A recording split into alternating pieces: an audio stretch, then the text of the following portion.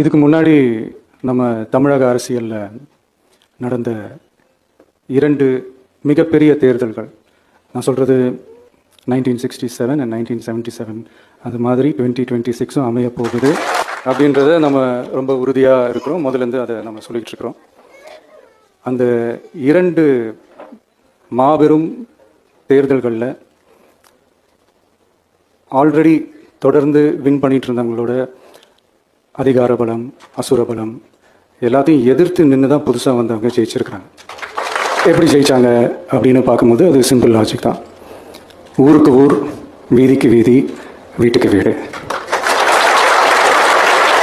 அப்படின்னு போய் எல்லா மக்களையும் சந்திச்சிருக்கிறாங்க.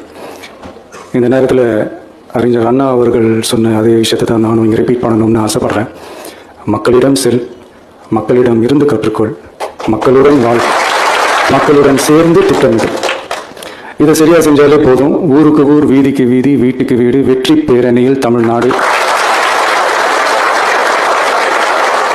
அப்படின்ற அந்த கான்செப்டில் எல்லா குடும்பங்களையும் ஒன்றா சேர்த்து, உறுப்பினர்களாக சேர்த்து நம்மளால் கண்டிப்பாக ஜெயிக்க முடியும்.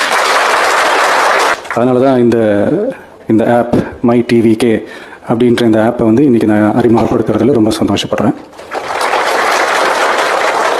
இதுக்கப்புறம் மதுரை மாநாடு, மக்கள் சந்திப்பு, பயணம் அப்படின்ட்டு தொடர்ந்து மக்களோட மக்களாக தான் இருக்க போகிறோம். அதனால் இப்போலேருந்து இதுக்கான வேலையை எல்லோரும் ஸ்டார்ட் பண்ணுங்கள்.